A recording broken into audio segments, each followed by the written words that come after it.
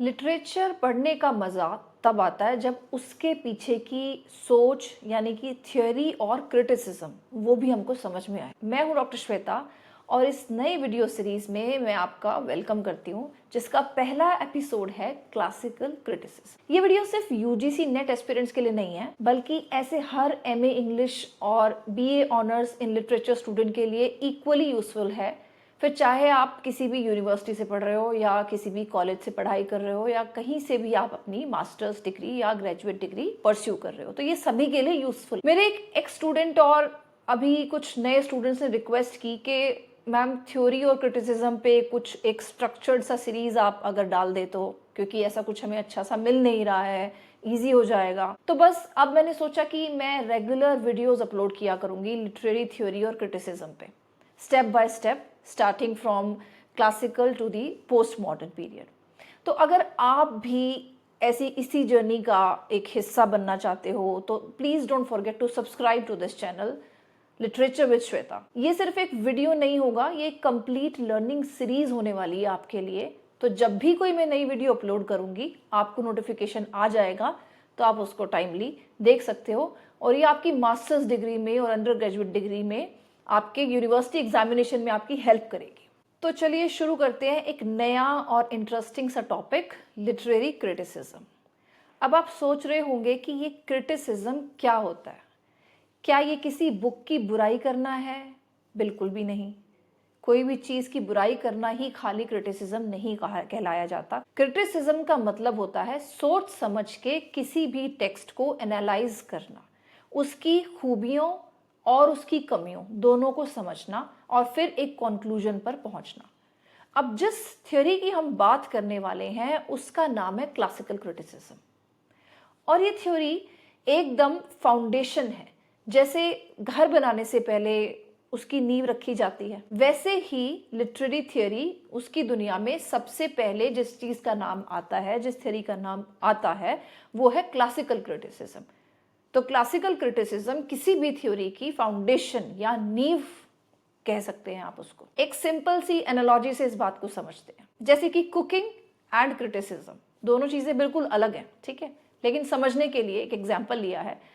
सोचिए आप पहली बार कुकिंग सीख रहे हैं, तो क्या आप सीधा बिरयानी बनाने लग जाओगे? नहीं ना, बेसिक्स तो सीखने पड़ेंगे। तो उसके लिए आपको क्या क्या करना पड़ेगा? आपको ये पता करना पड़ेगा कि पहले इसमें प्याज कैसे काटना है, कितना काटना है, उसको कैसे सॉटे करना है, कौन से मसाले किस चीज के साथ जाएंगे और कौन से किस चीज के साथ नहीं जाएंगे। बस बिल्कुल वैसे ही समझ लो क्लासिकल क्रिटिसिज्म है लिटरेचर के लिए। ये हमें ये नहीं सिखाता कि मुझे ये नॉवल पसंद आई या नहीं आई, या ये नहीं सिखाता कि क्यों पसंद आई या क्यों पसंद नहीं आई। ये सिखाता है कि मुझे कोई बुक पर्टिकुलरली क्यों पसंद आई, क्यों नहीं आई, लॉजिकली एक फ्रेमवर्क के थ्रू सिखाता है। ये है क्रिटिसिज्म का काम। चलते हैं क्लासिकल क्रिटिसिज्म के ओरिजिन पे और इसके इंपॉर्टेंस पे। तो ये आइडियाज आए कहां से थे? ये आइडियाज आए थे एंशिएंट ग्रीस और रोम से। दो सबसे इंपॉर्टेंट नाम, प्लेटो एंड एरिस्टोटल, इन्होंने पहली बार सिस्टम के साथ सोचा कि आर्ट का पर्पस क्या है, पोइट्री का काम क्या है।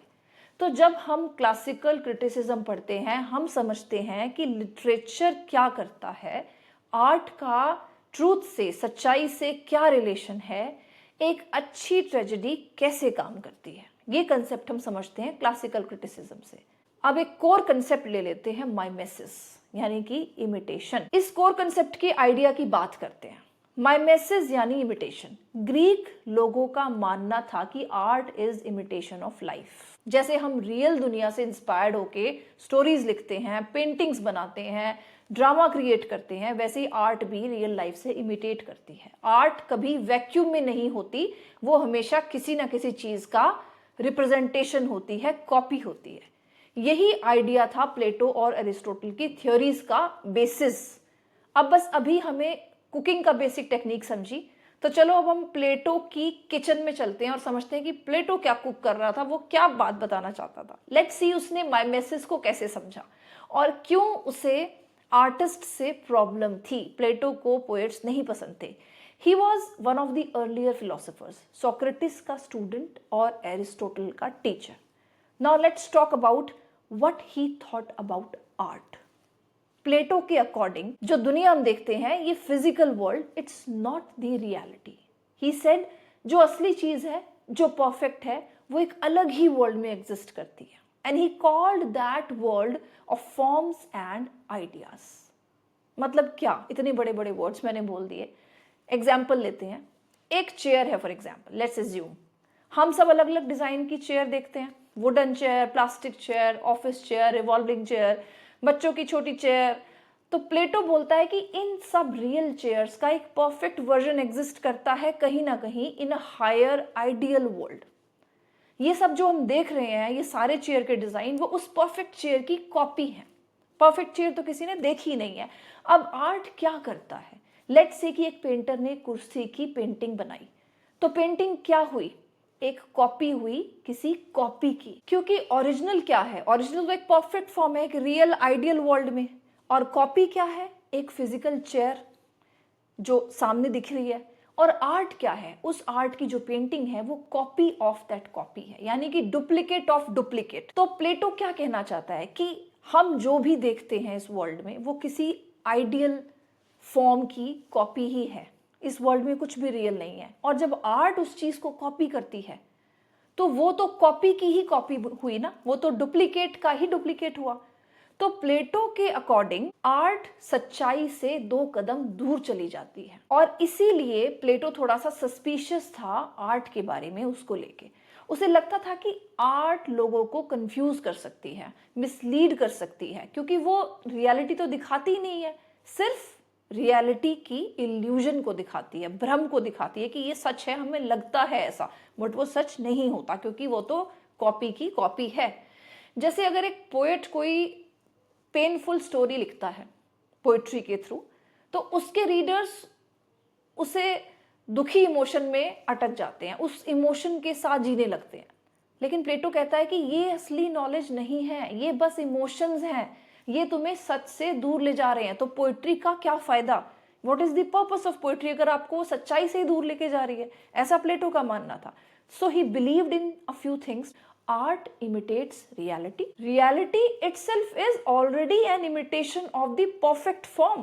So art is a copy of a copy, and it is far away from truth. So that's why he was against art and poetry. तो प्लेटो के दिमाग में आर्टिस्ट का काम सच बताना नहीं था। उसको लगता था कि इनफैक्ट आर्टिस्ट जो है वो हमें सच से दूर ले जाते हैं। That's why he even said that poets should be banned from his ideal republic, कि poets पे बैन लगा देना चाहिए, because they always show duplicacy, untruth. अब प्लेटो के बाद चलते हैं एरिस्टोटल की तरफ, उसी का स्टूडेंट, लेकिन अपने टीचर से काफी अलग सोच वाला। जहां प्लेटो ने कहा था कि art is a copy of a copy, Aristotle ने क्या बोला कि नहीं, ये तो ह्यूमन इंस्टिंक्ट है, यानी कि किसी भी चीज को कॉपी करना, इमिटेट करना कोई गलत चीज नहीं है, बल्कि ये तो नेचुरल इंस्टिंक्ट है, इंसान की फितरत है, उसकी आदत है। हम सब नेचुरली इमिटेट करते हैं, जैसे बच्चे अपने पेरेंट्स को इमिटेट करते हैं, लर्नर्स अपने टीचर्स को करते हैं, आर्टिस्ट भी किसी ना किसी चीज को देख के इंस्पायर होता है, तो क्या उसको भी इमिटेशन ही बोलेंगे। सो जैसे आपने देखा होगा कि छोटे बच्चे क्या करते हैं, मम्मी की आवाज निकालना, पापा की कॉपी करना, कोई एनिमल की आवाज निकालना, टीचर बन जाना जब थोड़े से बड़े होते हैं, तो they are imitating. And Aristotle कहता है कि इस इमिटेशन में कोई बुराई नहीं है, इनफैक्ट ये तो एक लर्निंग होती है इंसान के लिए, इससे वो सीखता है, किसको, दुनिया को, अपने अराउंड जो फिनोमिना हैपन हो रहे हैं उनको सीखता है, तो इमिटेशन इज गुड। तो माइमेसिस यानी इमिटेशन ये कुछ गलत नहीं है एरिस्टोटल के हिसाब से। In fact it's a natural and productive process, because naturally instinct है ह्यूमन का, और कुछ सिखाता है हमको तो प्रोडक्टिव है, यूजफुल है। Let me give you an another example. जैसे कि एक प्ले है एडिपस रेक्स, या हम ले लेते हैं हेमलेट, शेक्सपियर का प्ले। कितना ट्रेजिक प्ले है, राइट, कितना पेनफुल है, बट जब हम देखते हैं उस प्ले को, पढ़ते हैं, तो हमें कुछ समझ आता है, किसके बारे में, ह्यूमन नेचर के बारे में। तो एरिस्टोटल क्या बोलता है इस चीज पर, एरिस्टोटल ये कहता है कि अच्छा आर्ट जो होता है, आइडियल आर्ट और द गुड आर्ट, वो सिर्फ रियलिटी को दिखाता नहीं है खाली, उसका काम सिर्फ ये नहीं है कि रियलिटी को दिखाया और उसका काम आर्ट, अच्छे आर्ट का खत्म हो गया। वो रियलिटी को ऑर्गेनाइज करके मीनिंगफुल बनाता है, ताकि हम उससे एक सेंस बनाएं, हमारा माइंड डेवलप हो, हमारे इमोशंस को हम समझें और हम यूनिवर्सल ट्रूथ से रूबरू हो। हमें यूनिवर्सल ट्रूथ भी पता चलते हैं उस आर्ट के थ्रू, जैसे पेन क्या है, लव क्या है, फियर क्या है, जेलसी कैसा ट्रेट है। तो जहां प्लेटो ने आर्टिस्ट्स को रिपब्लिक से बाहर निकाल दिया था, वहीं एरिस्टोटल ने आर्टिस्ट को respect the. He said art helps us to understand emotions, purify these emotions. Purify का आपने कंसेप्ट सुना होगा, कैथारसिस, जिसके बारे में हम बात करेंगे आगे आने वाली वीडियोस में। तो उसके हिसाब से आर्ट जो है वो सोसाइटी के लिए बहुत इंपॉर्टेंट है और आर्ट सोसाइटी का एक इंपॉर्टेंट पार्ट रहना चाहिए। तो इन शॉर्ट इस ओवरऑल कंसेप्ट में हमने क्या क्या समझा? पहली चीज हमने क्या समझी कि प्लेटो के हिसाब से art is imitation of imitation, it is misleading, भ्रम देता है। एरिस्टोटल के हिसाब से art is imitation but it is natural instinct and it is meaningful, full of learning, it teaches us something. So Plato ने जहां आर्ट को problem बोला, वहीं एरिस्टोटल उसी के स्टूडेंट ने आर्ट को इमिटेशन बताया है, लेकिन एक सोल्यूशन बना के उसकी ब्यूटी को समझाया है कि आर्ट क्यों जरूरी है। That's the beauty of this theory कि एक ही चीज पर दो अलग अलग पॉइंट ऑफ व्यूज हमको मिलते हैं। कहाँ? क्लासिकल क्रिटिसिज्म में। तो वहीं पर उन दोनों का डिफरेंस ऑफ ओपिनियन जो रहा है वो हम क्लासिकल क्रिटिसिज्म में पढ़ते हैं। तो अगर आपको क्वेश्चन आ जाता है कि who criticised the poets and who considered art as secondary और an imitation of imitation, was it Plato और Aristotle? Plato, of course the answer is Plato. But कैसे, क्यों वो उसको क्रिटिसाइज करता था, वो उसको क्यों कमतर मानता था, उसको क्यों इंपॉर्टेंस नहीं देता था, उसके हिसाब से पोइट्री क्यों नहीं होनी चाहिए? सो ये क्यों का जो जवाब है, जो आंसर है, एक्सप्लेनेटरी आंसर्स, वो हमें मास्टर्स में, एग्जाम्स में, सब्जेक्टिव आंसर्स में लिखना होता है। उसके लिए आपको कंसेप्ट क्लैरिटी होना बहुत जरूरी है, क्योंकि ऑब्जेक्टिव में तो आपको टिक मार्क करना है। यूजीसी नेट अगर है तो आपने टिक मार्क कर दिया, आपके लिए काम इजी है। But when it comes to understanding the concept and making someone else understand or writing your own point of view in a proper answer form, subjectively, in detail, in 300, 400, 500 words, then at least you have to have something with you so that you can describe the overall concept in your own words. तो आपको खुद concept समझ में आएगा तो आप उसको अच्छे से लिख पाएंगे। So that is all for today in this video. मैं एक छोटा concept लेके उसको step by step इसलिए लेके चल रही हूँ easy, because I don't want to rush into things initially. मैं चाहती हूँ कि आप क्लासिकल क्रिटिसिज्म का जो कंसेप्ट है उसको अच्छे से समझो, उसको इंटरनलाइज कर लो, वो आपके माइंड में बैठ जाए, ताकि उसके बेसिस पे हम आगे जो और क्रिटिसिज्म्स आते जाएंगे, हम पोस्ट मॉडर्न तक जब भी पहुँचेंगे, सो आपको पीछे की सारी चीज़ें याद रहे, आप कनेक्शंस बिल्ड कर सको, क्योंकि ये कनेक्शंस ही हैं जो लिटरेचर में अच्छे मार्क्स लेने के लिए हमको प्रिपेयर करते हैं। और ये कनेक्शंस कैसे बिल्डअप होते हैं? जब हमें कंसेप्ट क्लैरिटी होती है, हमें थ्योरी का इन एंड आउट पता होता है।